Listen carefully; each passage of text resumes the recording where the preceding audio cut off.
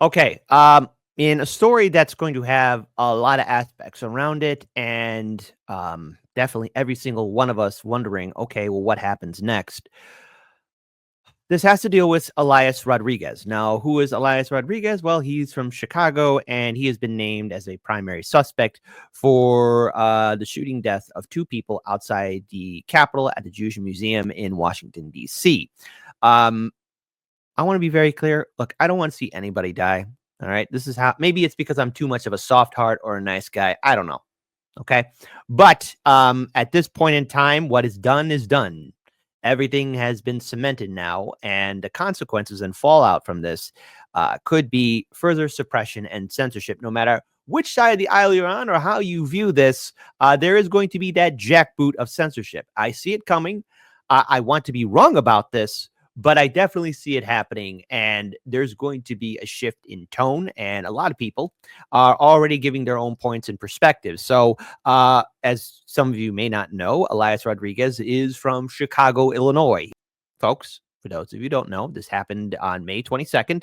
The FBI raids the Albany Park home of Elias Rodriguez, a suspect in an Israeli embassy shooting. So, what happened? Chicago FBI agents on Thursday morning searched the Albany Park home of Elias Rodriguez, the man accused of fatally shooting two Israeli embassy staff members in Washington, D.C. About 9 a.m. Thursday, agents could be seen working around the apartment building, blocking entry by putting police tape across the gate, and Chicago police cars and reporters dotted the block. Helicopters buzzed overhead as neighbors went by, curious about what was happening.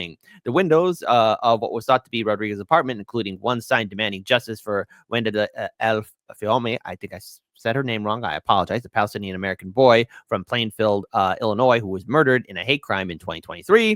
Officials said Rodriguez shot and killed two embassy workers Wednesday night outside the Capitol Jewish Museum. Just so you guys know, Lizinski was only days away from proposing to Milgram as the two were set to visit Israel so Milgram could meet his family, according to the Times. The two were among a small group leaving an American Jewish Committee event at the Capitol Jewish Museum. Then someone who'd been pacing outside went up to them, fired shots, police told the Times. The attacker went into the museum and was stopped, according to the paper.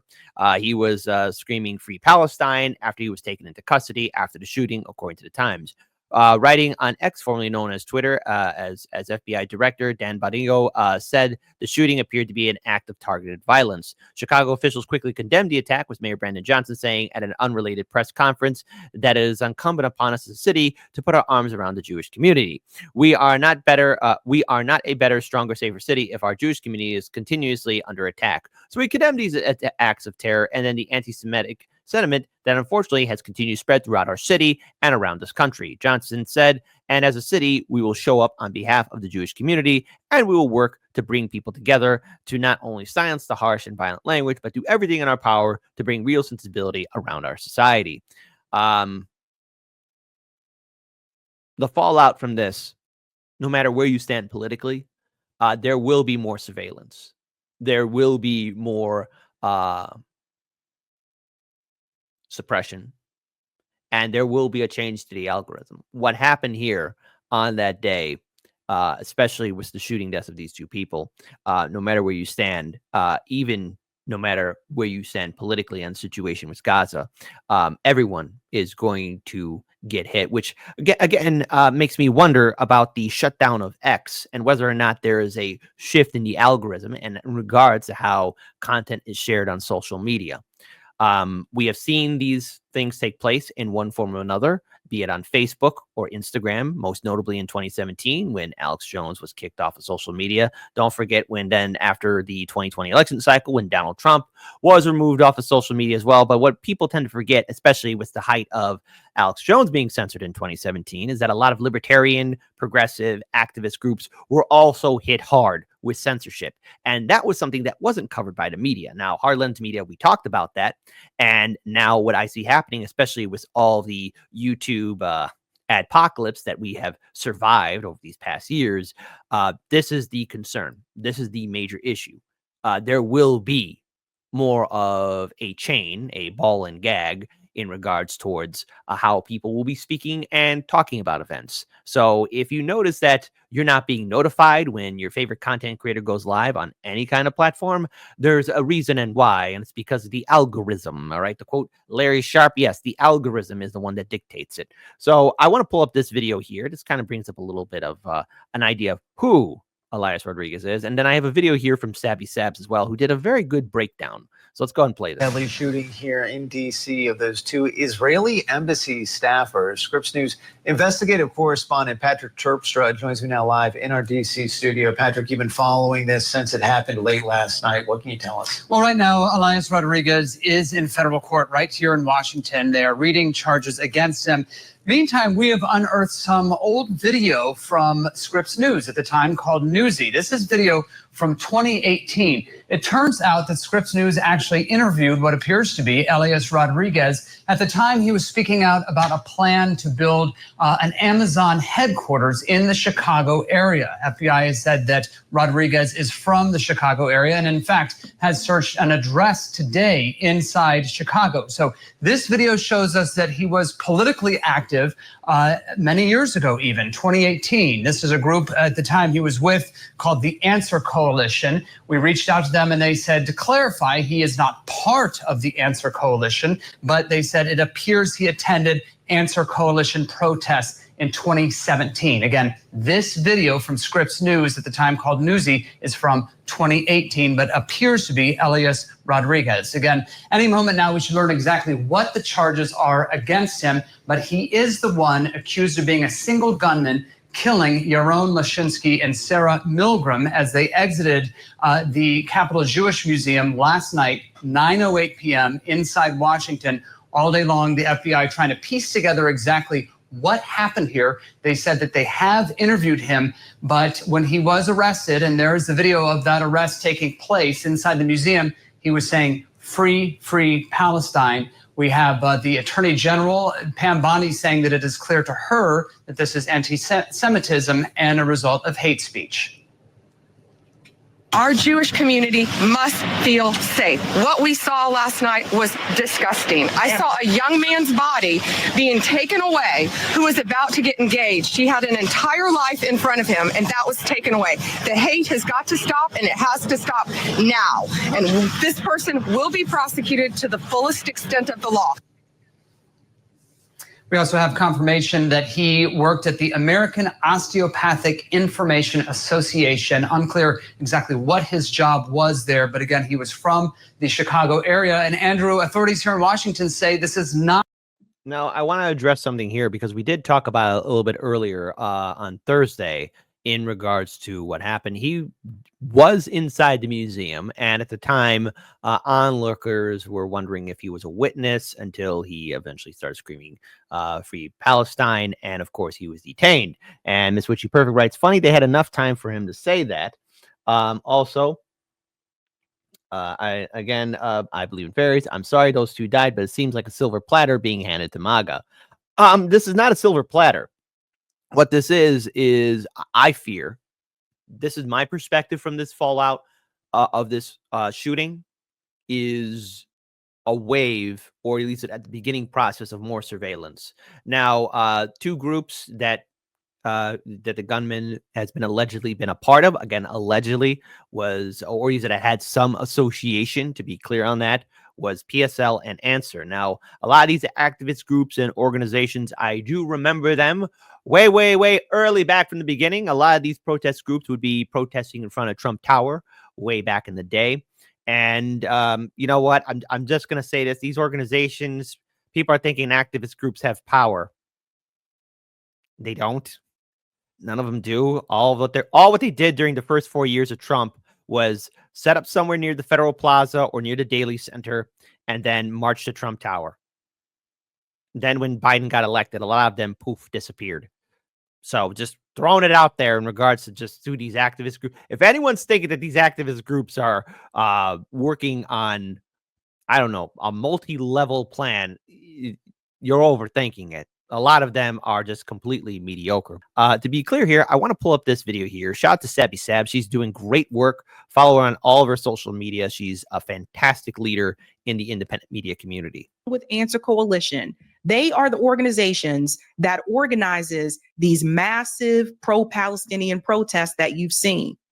The first protest in DC after October 7th that had over 500,000 people, that was PSL and Answer Coalition.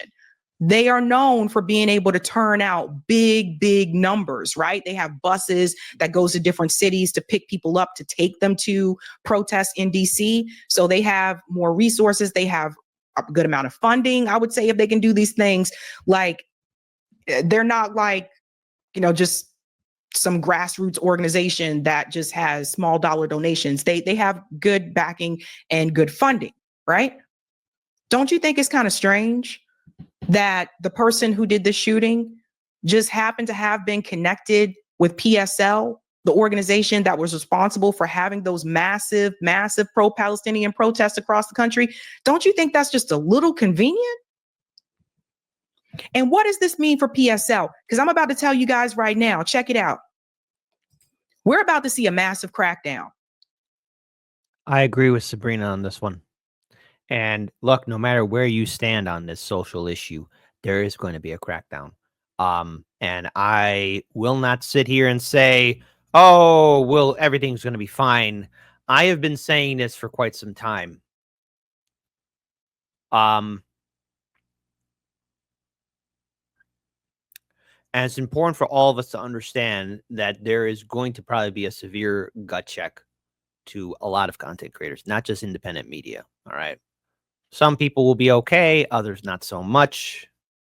But there will be a crackdown. There will be more surveillance. And this is how it's also going to impact you, no matter what you've done in the past. I mean, look, the internet, we have seen, especially with the cover up with the Hunter Biden laptop story, and how you had Facebook and Twitter at the time, now called X, how if you tried to even post anything about that story, and hear me out here, why am I bringing up the Hunter Biden laptop story? Because even if independent media or you as an individual person on social media tried to post that on Facebook or Twitter, you couldn't post it, or you were timed out or locked out of your account.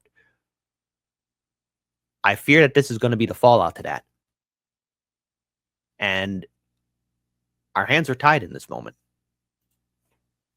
A massive, massive crackdown. I'm talking about censorship like no other. I'm talking about forget about free speech. Who knows what they may do about protests? They may make a ruling that you can't have pro-Palestinian protests. Now, this guy was a member of PSL. First of all, PSL does not advocate for people to go out and do what he did. They don't. But he was a member of PSL. Why would he do this? Because I'll tell you what I think about Elias. One or two things is happening here. I believe he was either an infiltrator, a plant. I believe that there may be some intelligence at work here. This is what people mean when they mention the false flag. I believe he may have been a plant. This guy, there are now pictures going around on social media of him with Chicago Mayor Brandon Johnson, where he was active in other grassroots organizations, apparently in Chicago, with Black organizers as well. I mean, when I look at people that were infiltrators, that infiltrated the Black Panthers, don't forget, they went to all these protests. They did all these things like they were right along with them. And then you find out years later that some of these people were infiltrators. So it almost feels like, to me, this guy was a plant. Let's go on to more information here. Look at this picture. Now, somebody make this make sense to me. Silent Sir says the shooter in the Washington attack, which killed 2 Israeli embassy staff, did not flee the scene. He carried out the act, asked someone to call the police, confessed, and waited calmly without resistance. Does this make sense to you guys? Does that make sense to any of you? That, to me, seems a little bit strange. Look how calm he is. Right? Don't forget, One of the ways that they were able to kill and get to Fred Hampton was because the FBI had an infiltrator in that Chicago chapter who told them where Fred Hampton would be. So let's pause here for a second and ask ourselves, is this the case or situation? Knowing everything that we have seen or read about, from what we heard from our elders, from our teachers, from our guardians, and what we've seen with our own two eyes, it shouldn't surprise you or shock any of you that maybe you're being watched, maybe you're being studied, maybe you have your own personal NSA, FBI, or CIA handler. Who knows? If I got one, hey, how you doing? How's the family? Hope you're doing well. I send you love. I hope you have a safe Memorial Day weekend, but we all have to wonder now. Because this is what I see happening. Yes, this shooting, absolutely tragic. This war, the genocide in Gaza, absolutely tragic. Well, what I see happening to be added into the numerous piles of things that could go bad or things that could go wrong is the true final chopping of free speech. Any kind of coverage whatsoever. I am pro First Amendment. I believe in it. But now, because of this, you cannot make a strong argument saying that it's going to be safe, that we are going to be allowed to do things or speak or even give an opinion.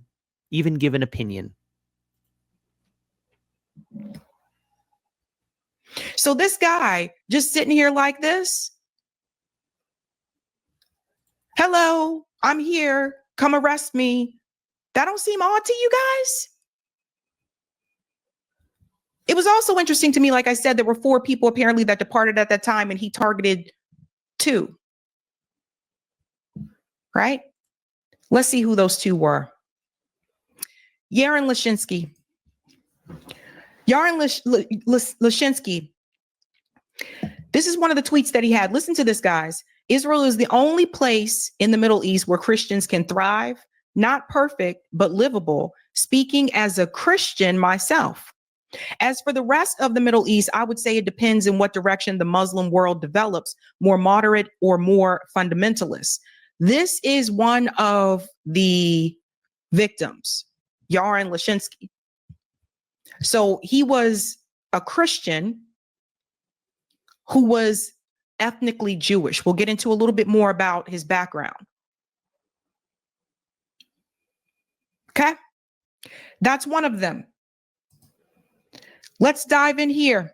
What do we know about the 2 Israeli embassy staffers killed in the DC shooting?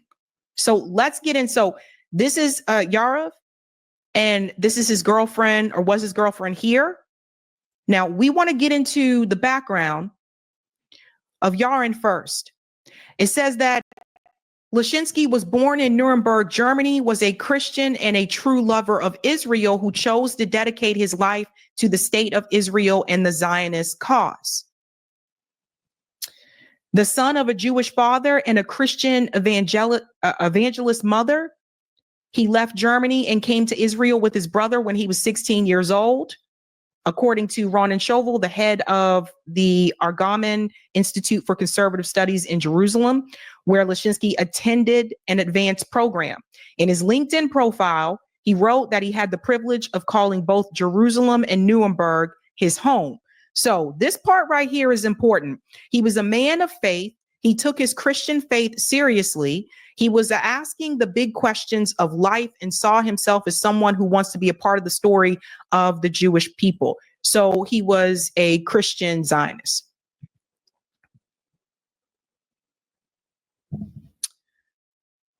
During his work, the past 2 years as a research assistant at the Israeli embassy in DC, he was responsible for keeping the department up to date on important events in the Middle East and North Africa, conducting research on topics of interest to our diplomatic staff, liaison with other diplomatic missions, maintaining relationships with the local think tank community, and helping organize the delegation visits from various Israeli ministries.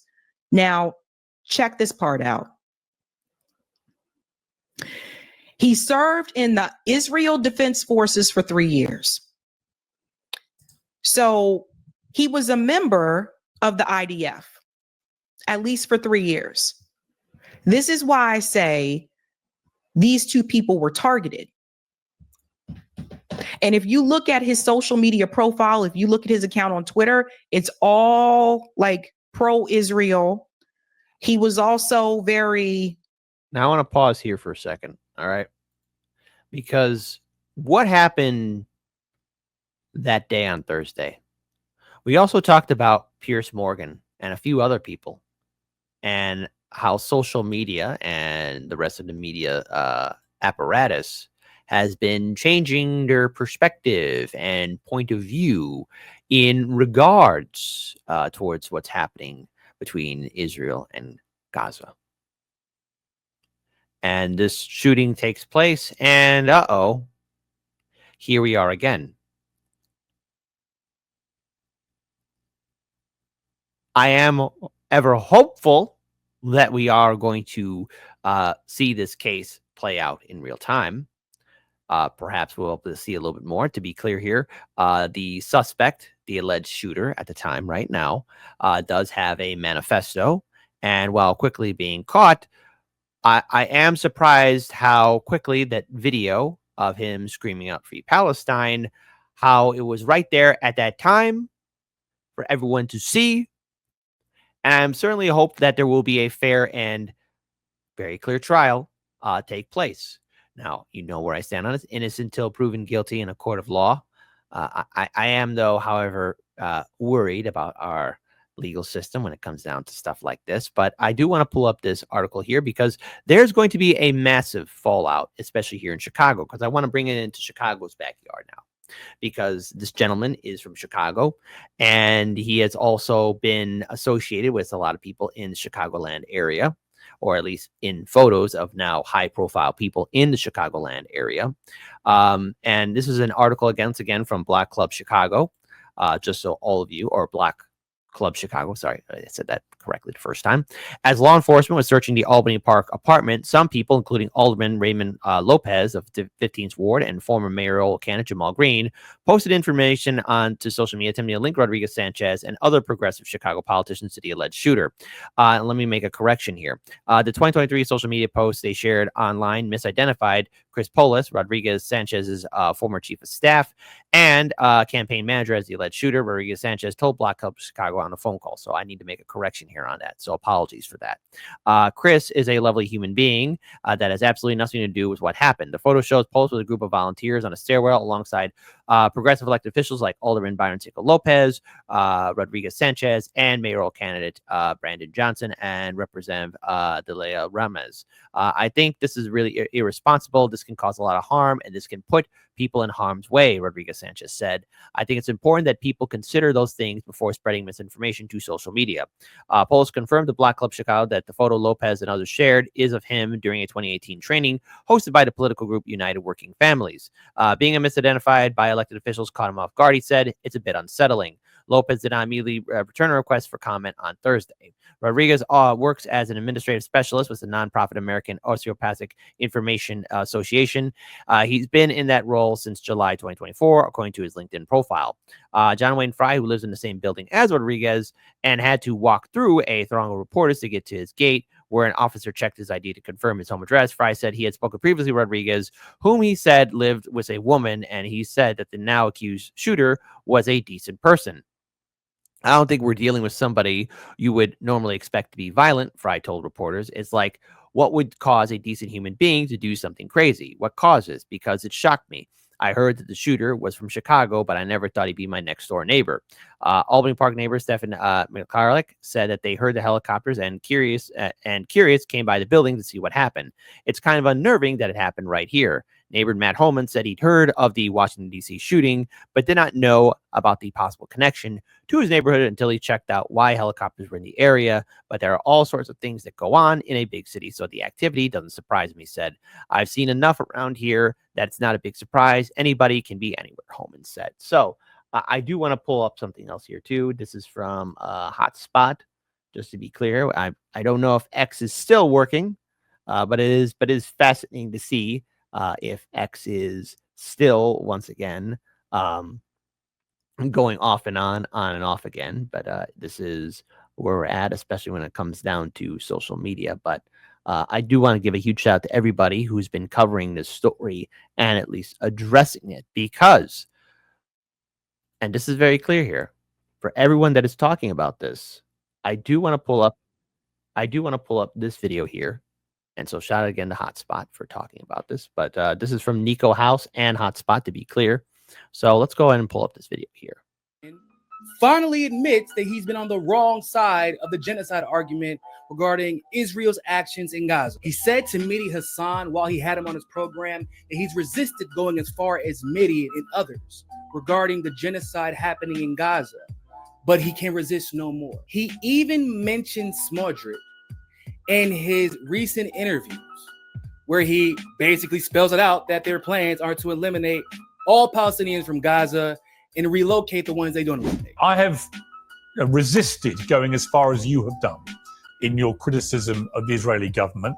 I resist no more. I think we've reached common ground about what we view is happening and has been happening through this period of this blockade, which frankly is just starvation of the people there, including so many innocent young women and children.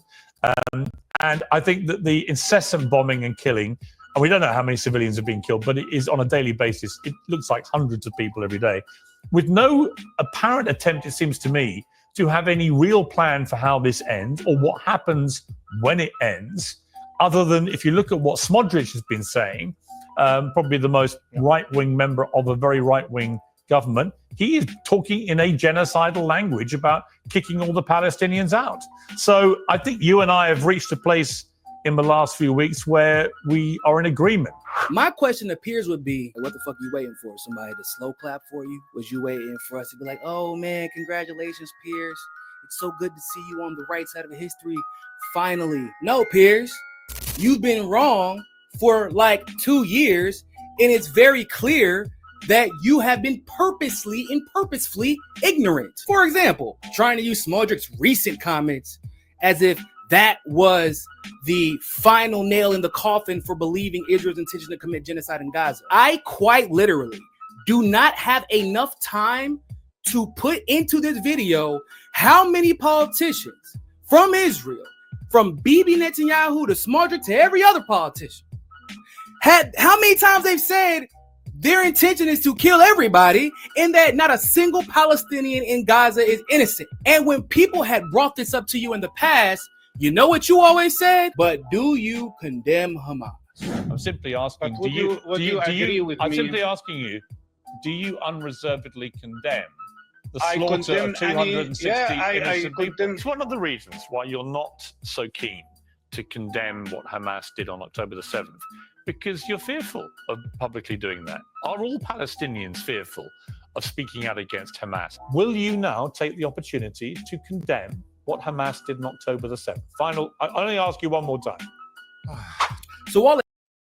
So I encourage everyone to follow Nico House and follow him on all of his social media. But it is rather interesting that because of everything that has happened since Piers Morgan did do a Uno reverse card, that this shooting took place. I'm very sorry that it happened, but now I have a bigger sense of dread that will come our way, and that is the full-on wave of suppression and more surveillance, more laws to make you less free, more laws so that you can't speak out even if it's an opinion, more laws that will happen that will prevent you from voicing concern. Be careful out there. There are things that are not adding up, and the coincidence of certain events playing out have me questioning everything. And that's what I encourage all of you to question everything. Be safe out there.